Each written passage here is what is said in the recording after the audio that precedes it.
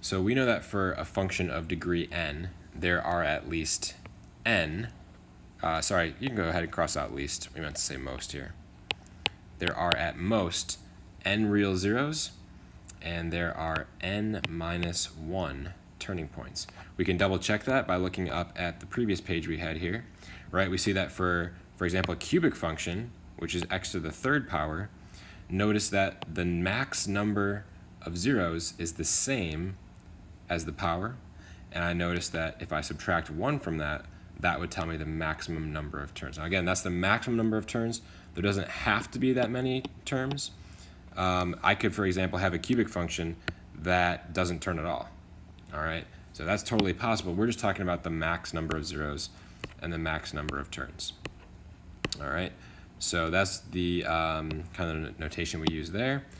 And then the following statements are all true for this function that we see to the left. We know that negative 3 comma 0 is called an x-intercept. That's where it crosses the x-axis. We sometimes call negative 3 a solution. And other times we'll call negative 3 a 0. That's where the y value is 0. Now x plus 3 is called a factor of this function.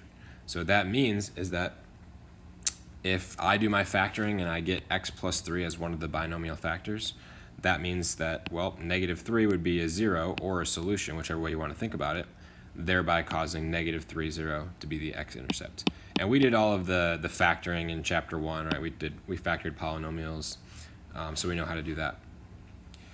What we don't know how to do yet, this is new, is something called the multiplicity, sometimes called the order.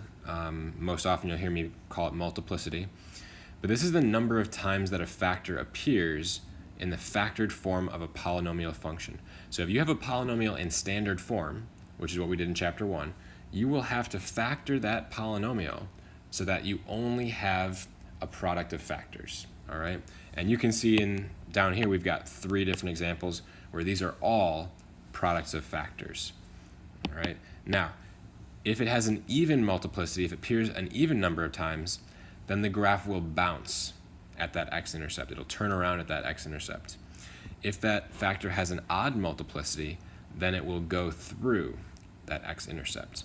So what we mean by that, go ahead, take a minute to write that down, and then pause the video while you're writing that down, and then once you finish writing that down, follow me along here. If I look at the x plus 1, right, I know that's an x-intercept of negative 1. And if I look at the x minus 3, I know that's an x-intercept of positive 3. Now I want to think about how many times these factors appear. Well, the x plus 1 appears once. So this has a multiplicity of 1. And actually the x minus 3 also has a multiplicity of 1. Now because each of these only appear one time, 1 is an odd number. So since this is an odd multiplicity, I know it's going to go through these points. And so if we look at the function, I see it goes through the negative 1, and then it goes through the positive 3. If I look at the second graph here, I can see that for this first factor, the x plus 1, well, it appears twice because we've got x plus 1 squared. That's really like x plus 1 times another x plus 1. So here, the multiplicity is 2, and I know that 2 is an even number, so it must bounce. And at the negative 1 right here, we see it does in fact turn around. It makes that bounce off the negative 1. Now if I look at the x minus 3, this has a multiplicity of 1. And because 1 is an odd number, I know it's going to go through. And if we look at the positive 3, I do see that the graph goes through this function. Same thing for the last one.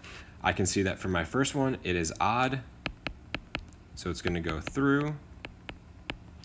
And for the second factor, the x minus 3, this has a multiplicity of 2, which is even, so it's going to bounce. And you can see that reflected on the graph.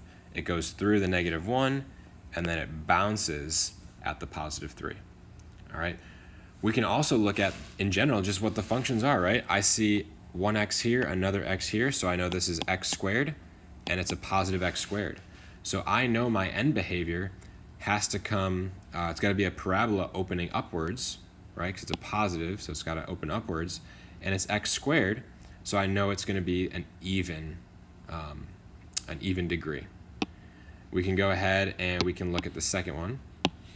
And I see 2x's here, right? Because the x gets squared, so x times x is x squared, plus another x, that's x to the third power. It's a positive x to the third power. So I know it's increasing over time, right? It starts down here at negative infinity and goes up to positive infinity. And then the last one, we've got a negative, right? I see that negative out in front. I've got x to the third power here and x squared there. So 1, 2, 3, 4, 5 x's, that's x to the fifth. So I know that over time this will be decreasing. So we can see we're decreasing and then we're decreasing again over time. All right, it's got to be an odd exponent, so I know it can't have the same end behavior on both sides. So in your notebooks, let's just do a real quick example here. All right, I'm going to ask you to, we're going to find some blank space here. This is good enough. So I'm going to, in your notebooks, go ahead and write down this problem. All right, y equals negative x squared times x plus 1 squared times x minus 3 times x minus 4 to the third power. Okay, so this is a factored polynomial. And this factored polynomial, I can first off find the x-intercepts very easily, right? So if I go ahead and I make this 1, 2, 3, 4, 1, 2, 3, 4, 1, 2, 3, 4, 1, 2, 3, 4. If I make this graph in my notebook, I'm going to look for the x-intercepts. Well, I know for sure that one of my x-intercepts is here at 0, right? Because if I plug in a 0 here for this x, it's all 0. That's one of my x-intercepts. Here, I know one of my x-intercepts is negative 1. I know one of my x-intercepts is positive 3. And I know my other x-intercept is at positive 4. So now I want to think about the end behavior. What's happening at the ends? Well, if I add up all the x's, I've got 2 x's here. I've got 2 more, right, because x squared. So I'm at 4 right now. There's another one, that's 5. And I've got 3 more, right, x to the third power. So all together, we've got 2 plus 2 plus 1 plus 3. That's 8 x's all together. So what I'm really working with is a negative x to the 8th power. Well, if I think about even exponents for my polynomials, I know that since it's x to the 8th power, either it's going to open up on both sides or down on both sides.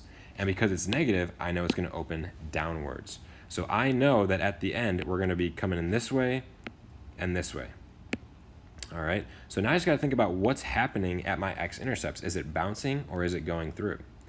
I know that as I approach the purple, it's going to bounce because we've got an even multiplicity.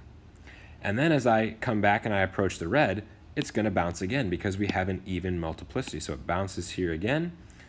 And then at the positive 3, it's got a multiplicity of 1, so it's going to come through it. And then this has an odd multiplicity as well, so it's also going to go through it, and then it's going to connect. So you can see this is how we make just general pictures of these graphs. Just by thinking about the multiplicity, we think about the value of a, and we think about the exponent n, and we can get a pretty decent picture of what it looks like.